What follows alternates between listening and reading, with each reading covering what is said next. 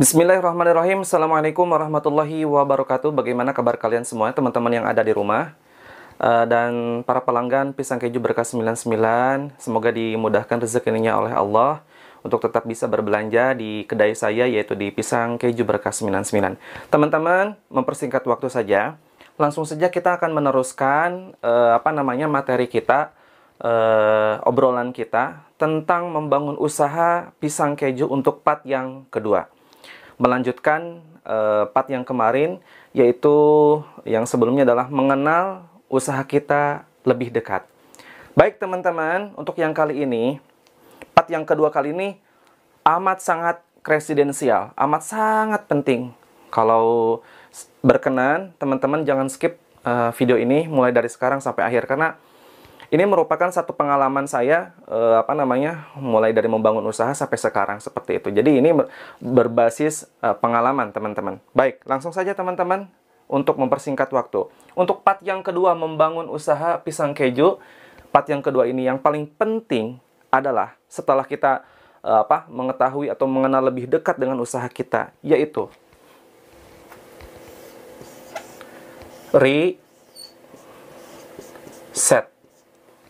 riset, ya. Kok keren amat namanya riset? Oh, teman-teman, kita kan ingin usaha kita besar, ya.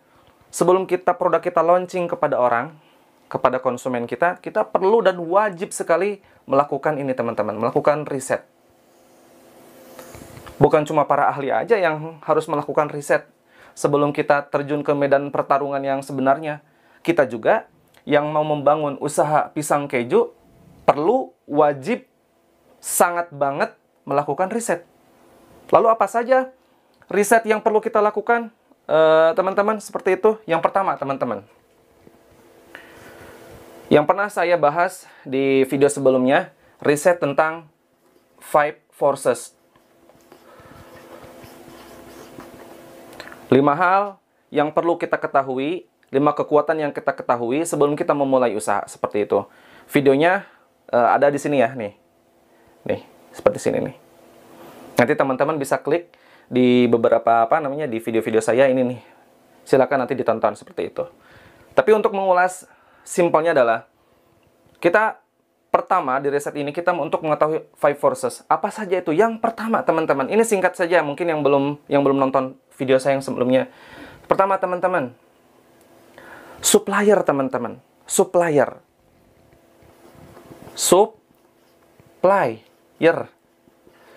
Dari mana datangnya produk-produk yang bahan-bahan yang kita butuhkan gitu. Ya pisang tanduk, ya pisang itu sendiri gitu. Kejunya, gula pasirnya, dan lain sebagainya, teman-teman. Kemudian yang kedua, teman-teman, konsumen.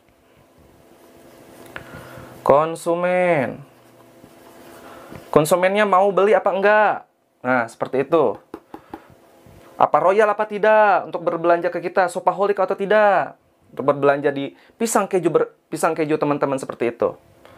Ketiga, teman-teman, ya, substitusi, teman-teman.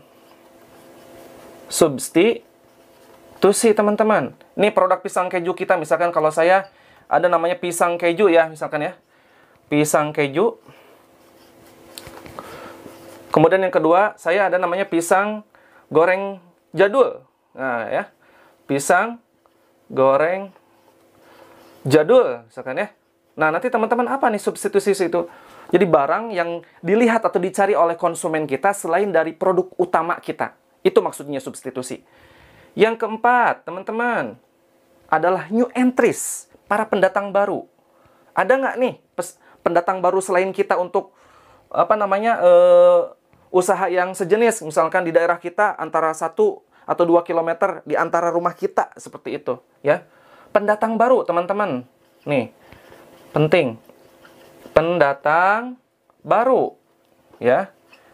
Yang terakhir, teman-teman, tentu saja yang namanya usaha harus ada pesaing, teman-teman, kompetitor yang bisa memecut semangat kita untuk terus memperbarui produk-produk pisang keju kita untuk bisa lebih baik lagi, yaitu kompetitor. Ya. Kompetitor, teman-teman. Nih, 5 forces. Supplier, konsumen, substitusi, pendatang baru dan kompetitor. Ini riset yang pertama. Setelah kita mengetahui ini, kita bisa melangkah ke riset yang selanjutnya teman-teman, yaitu riset tentang produk itu kita sendiri. Produk, ya. Ya, produk. Seperti itu. Nah, produk sini ini tentang apa? Ya, tentang produk itu sendiri gitu, seperti itu. Rasa, ya. Tentang rasa produk kita, ya, seperti itu. Nah, tentang mungkin crispy, kriuk atau tidaknya gitu kan, ya. Crispy, saya sebut saja di sini, crispy. Seperti itu. Kita tuh melakukan riset rasa, ya, termasuk resep yang saya bagikan kepada teman-teman, silahkan dimodifikasi kembali ke teman-teman. Bisa jadi setelah dimodifikasi hasilnya bisa lebih bagus. Kemudian ada juga di beberapa halaman komentar yang menyarankan saya untuk bahan bukan pencelup, kremesan itu menggunakan santan, teman-teman. Tuh, menggunakan santan. Boleh teman-teman coba aplikasikan. Lakukan riset itu, teman-teman, seperti itu. Jadi kan kalau misalkan di bahan kremesan saya itu ada bahan ada terigu kanji, ya, tepung kanji, ada tepung beras, vanili, kemudian ada pengembang, seperti itu. Ada 2 kuning telur, ada pewarna, dan bisa teman-teman tambahkan dengan santan. Salah satu saran dari teman kita nih. Nih, salah satunya nih, ya. Nih komentarnya. Bisa teman-teman coba lakukan di rumah, ya. Rasanya, silakan lakukan riset. Waktu itu saya juga melakukan riset produk itu sampai 3 minggu, teman-teman. R&D, Research and Development. Oh, try error. Pertama saya coba, kalau kebanyakan ini gula pasirnya, jadi terlalu manis si kulitnya kan. Padahal sebelumnya kan si pisangnya itu sendiri sudah enak, sudah legit, sudah manis. Ya. Silahkan kalau itu. Bisa jadi kan seperti yang saya tanya, yang resep-resep dari saya yang saya bagikan di kolom komentar, silahkan sama teman-teman dimodifikasi. Dan satu lagi, teman-teman, carilah ciri khas teman-teman dari riset produk ini. Cari, ya, ciri khas teman-teman tuh apa gitu. Ciri khas. Ciri khas teman-teman tuh apa? Seperti itu. Sama boleh, menduplikasi juga silahkan, tapi kalau bisa berbeda. Apa yang berbeda dengan Kang Wahyu? Apa yang berbeda dengan pisang-pisang yang viral? Nah, silahkan dimodifikasi resep-resep tersebut. Rasanya mungkin, si Kang Wahyu mah kurang enak, saya akan modifikasinya lebih keren lagi. Boleh, silahkan. Crispy, si Kang Wahyu kurang nih, saya tambahkan santan sesuai dengan tadi komentar. Boleh. Ciri khas. Nah, apa ciri khas atau signatur, teman-teman? Signatur. Termasuk juga di sini riset seperti kemasan, teman-teman. Nih, kemasan. Kemasannya dulu saya bikin seperti ini. Nah, ya. Diriset sama teman-teman. Nah, ini sudah saya bagikan, teman-teman, desainnya. Desain ini sudah saya bagikan nih. Ini videonya ya nih. Ini videonya, linknya juga nanti saya kirim, ada di link bio. Silakan ditonton, teman-teman. Nanti teman-teman modifikasi saja desainnya segala macam, termasuk papan harga, teman-teman, ya, yang bisa kita tempelkan di kaca, misalkan seperti ini atau bagaimana. Silakan lakukan riset seperti itu.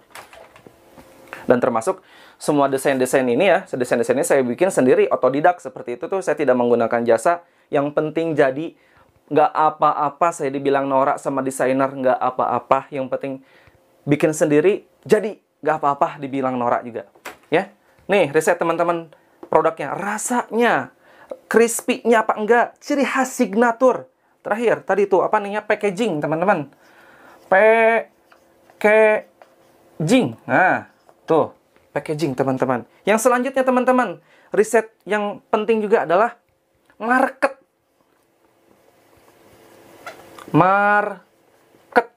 Ini kalau misalkan kita nggak melakukan riset market, siapa yang mau beli produk kita? Market itu adalah konsumen. Siapa yang mau beli produk kita? Seperti itu. Untuk itu, saya memberikan tips seperti ini, teman-teman. Silahkan teman-teman membuat produk seperti ini, lalu teman-teman tipsnya adalah berikan kepada keluarga. Kasih ke teman-teman. Misalkan ya, teman-teman tongkrongan atau apa-apa. Keluarga juga boleh. Keluarga. Misalkan, nih, teman-teman misalkan beli aja teman-teman yang kayak gini, box makanan di tempat kue, jangan yang kayak gini, yang penting jadi aja. Ada kok harganya murah meriah Rp700. Beli aja 5 biji lah seperti itu ya. Untuk contoh, habis itu teman-teman bikin masuk apa? Bikin teman-teman, habis itu kasih ke teman-teman, kasih ke keluarga. Dan terakhir, tanya ke mereka, enak apa enggak? Apa enggak? Enak enggak sih? Gitu kan? Enak apa enggak? Jujur, minta testimoninya. Kemudian kedua, apa saran dan masukan kepada kita gitu? Apa sarannya gitu? Apa saran ke kita? Ke kita apa masukannya? Terakhir. Kalau misalkan teman-teman jual produk tersebut, tanyain ke teman atau misalkan keluarga. Misalkan teman-teman patok harga misalkan pisang kejunya 15.000. Kalau saya jual 15.000, kamu mau beli nggak? Kata dia, oh, kemahalan. Berarti. Tapi jangan satu orang, kalau bisa. Coba ke berbagai tempat, misal minimal tiga komunitas. Seperti itu. Kalau jawabannya sama, berarti teman-teman mempatok harga 15.000 itu nanti susah untuk mendapatkan konsumen seperti itu. Misalkan turunin lagi, jadi 13.000, misal, oh berani saya beli. Berarti nanti isi produknya itu misalkan kalau saya kan isi kurang lebih 20-20 pieces. Teman-teman dikurangin lagi biar bisa masuk ke konsumen seperti itu. Kayak riset 5 forces, 5 kekuatan produk itu sendiri, market pisang kejunya. Yang terakhir teman-teman yang harus kita lakukan di ini riset itu sendiri adalah lapak usaha atau tempat teman-teman. Sangat amat penting juga kan? Itu yang mempengaruhi teman-teman. Lapak, teman-teman. Lapak usaha. Lapak usaha atau ya kedai ya. Kedai tempatnya seperti itu. Ini kita nggak bisa terburu-buru untuk melakukan ini. Minimal kita melakukan ini kurang lebih 1 bulan, teman-teman. Mulai dari 5 forces kita coba ini. Bikin aja teman-teman di kertas HPS, di buku, gitu seperti itu teman-teman catat. Apakah usaha teman-teman pisang keju ini benar-benar bisa memberikan layak atau tidak teman-teman untuk benar-benar melaunching produk teman-teman ya? Seperti itu, lapak usahanya di mana seperti itu teman-teman. Ya. Saya ulangi teman-teman. Di part kedua ini, riset merupakan satu hal yang amat sangat penting untuk menentukan produk kita bisa diterima di lidah konsumen kita atau tidak, teman-teman.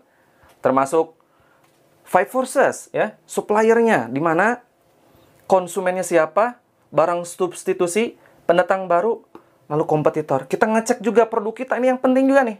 Rasanya bagaimana, enak apa tidaknya, crispy apa tidaknya, oily atau aftertaste-nya tuh berminyak atau tidak, ciri khas kita tuh apa, ya seperti itu.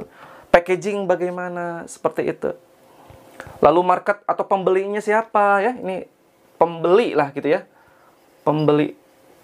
Calon market kasih ke teman-teman, kasih aja kita bikin, kasih.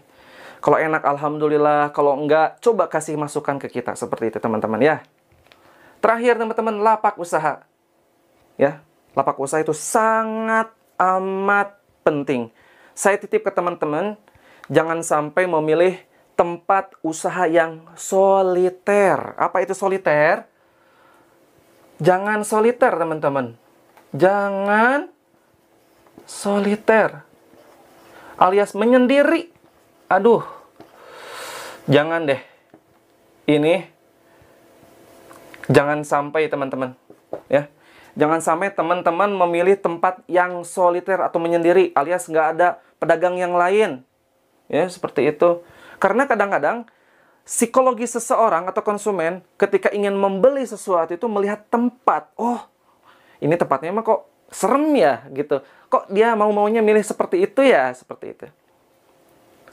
Baik teman-teman, itu saja mungkin yang dapat saya sampaikan terkait dengan membangun usaha pisang keju untuk part yang kedua, yaitu riset ya. Teman-teman wajib melakukan riset, bukan orang-orang ahli sana yang bergelar S1, S2, S3. Kita juga ya, yang SD, yang lulusan SD, SMP, SMA, ya, walaupun tidak sekolah juga wajib melakukan riset seperti itu. Baik teman-teman, semoga teman-teman diberikan kesehatan yang prima dan rezeki yang melimpah, sukses selalu, dan apapun rencana teman-teman terkait dengan pisang keju ini, semoga Allah Subhanahu wa taala, Tuhan kita semua, memberikan kekuatan kepada kita. Assalamualaikum warahmatullahi wabarakatuh. Jangan lupa channel Wahyu Heriawan diklik subscribe ya. Bye-bye.